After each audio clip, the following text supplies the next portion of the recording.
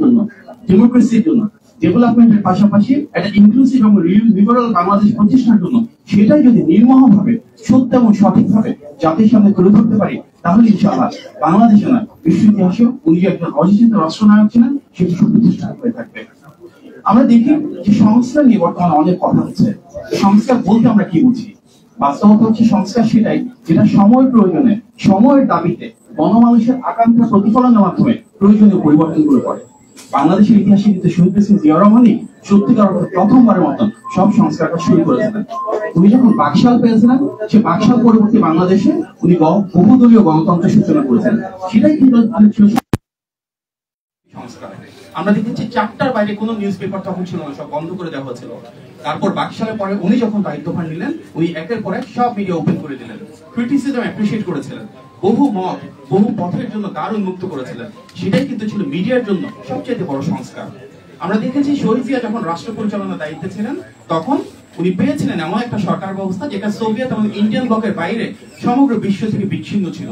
উনি মধ্যপ্রাচ্যের সাথে সম্পর্ক তৈরি করলেন, যুক্তরাজ্যের সাথে সম্পর্ক তৈরি করলেন, ওয়েস্টার্ন ওয়ার্ল্ডের সাথে কানেক্টিং হলেন, এবং তার মাধ্যমে মিডল ইস্টের সাথে যে সম্পর্ক, তাতে আমরা মধ্যপ্রাচ্যে জনশক্তি রপ্তানি শুরু করলাম, বাংলাদেশ থেকে বৈদেশিক গার্মেন্ট এক্সপোর্ট শুরু করলাম। ওয়ার্ল্ড ব্যাংক, IMF, জায়গা, এগুলো সবকিছুর কিন্তু কর্মকাণ্ড ওনার সময় বাংলাদেশে শুরু হয়েছিল। সুতরাং একাধারে উনি ডিপ্লোম্যাটিক এবং ইকোনমিক ফ্রন্টে সবচেয়ে বড় সংস্কারগুলো তখন করেছিলেন। আমরা দেখেছি ওনার খাল খনন কর্মসূচির মাধ্যমে, দেশব্যাপী ট্রি প্ল্যান্টেশন প্রোগ্রামের মাধ্যমে উনি বাংলাদেশের এনভায়রনমেন্টাল ক্ষেত্রে সবচেয়ে বড় রিফর্ম পলিসিগুলো নিয়েছিলেন। এই যে প্রত্যেকটা সংস্কার উনি করেছিলেন, তা অত্যন্ত সফল হয়েছিল। তার মূল কারণ কি? এগুলো ছিল জনসম্পৃক্ত। এই সংস্কার কাজগুলো ছিল জনগণের ম্যান্ডেট নিয়ে, জনগণের আকাঙ্ক্ষার বহিঃপ্রকাশের মাধ্যমে। এ কারণে আমরা দেখেছি শহীদ জিয়া কিন্তু ঢাকা ভিত্তিক রাজনীতি করেননি। উনি সবসময় ছবি গেছেন প্রত্যন্ত অঞ্চলে। উনি চেয়েছেন তৃণমূলের পাশে দাঁড়াতে, একদম খেটে খাওয়া মানুষের যে সমস্যা, সেই সমস্যাগুলো উপলব্ধি করতে, রাষ্ট্র পরিচালনার মাধ্যমে সেই সমস্যাগুলোর সমাধান করতে। যার কারণেই আমরা সংস্কার বলতে সেটাকে বুঝবো যেখানে গণমানুষের, সকল শ্রেণী এবং পেশা মানুষের আকাঙ্ক্ষা যারা রয়েছে, সমস্যা যা রয়েছে, সেটি সমাধান হবে রাষ্ট্র পরিচালনার মাধ্যমে, এবং তার মাধ্যমে কিন্তু এমন একটি বাংলাদেশ গড়ে উঠবে যেটি সত্যিকার অর্থে ইনক্লুসিভ এবং লিবারেল, যেখানে কোনো বৈষম্য থাকবে না, যেখানে মেধার মূল্যায়ন হবে। শহীদ জিয়ার সময় আমরা দেখেছি উনি রাষ্ট্র পরিচালনায় যাদেরকে নিয়ে এসেছিলেন, তারা ভিন্ন মতের হতে পারে, ভিন্ন ভিন্ন পথের হতে পারে, কিন্তু ওনাদের প্রত্যেকের মাঝে দেশপ্রেম ছিল, মেধা ছিল, ওনাদের সৃজনশীলতার বিকাশ ছিল। এটাই কিন্তু আসলে বাংলাদেশি জাতীয়তাবাদের মূল স্পিরিট। আমরা যদি দেখি 5 তারিখের পরেও কিন্তু শহীদ জিয়া সে আদর্শকে ধারণ করে বিএনপি রাজনীতি করে আসছে।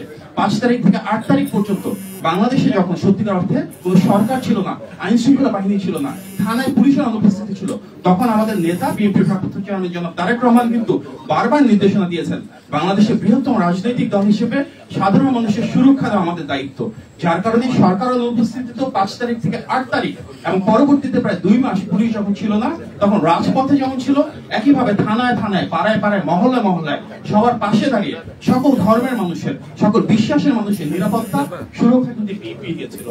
আমরা দেখেছি পূজার সময় দেশে বিদেশে অনেক ষড়যন্ত্র ছিল, সেই সময় কিন্তু আমাদের নেতার নির্দেশনায় বিএনপি সর্বস্তরের নেতাকর্মীরা পাড়ায় পাড়ায় গিয়ে, মহল্লায় মহল্লায় গিয়ে হিন্দু ধর্মাবলম্বী যারা রয়েছেন ওনাদের বাসা বাড়ি, পূজা মণ্ডপ সবগুলোতে একসাথে গিয়ে সুরক্ষা নিশ্চিত করেছিল।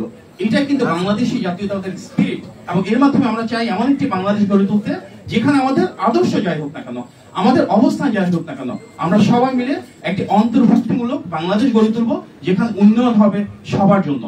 আমরা যদি দেখি বিএনপির প্রতিটি সরকার শহীদ প্রেসিডেন্ট জিয়া রহমানের সময় যেভাবে হয়েছিল, দেশনেত্রী বেগম খালেদা জিয়ার সময় সেভাবে কিন্তু বাংলাদেশে গণতন্ত্রের জন্য, অর্থনীতির জন্য প্রয়োজনীয় সংস্কার করেছিল।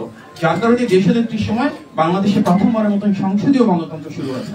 বাংলাদেশে যতবার আমরা দেখেছি ফ্যাসিবাদ বা স্বৈরতন্ত্র চালু হয়েছিল, প্রতিবার তারপরে গণতান্ত্রিক বাংলাদেশের অভিযাত্রা বিএনপির মাধ্যমে শুরু হয়েছিল, যার প্রতিফলন আমরা দেখেছি এই গণ অভ্যুত্থানেও।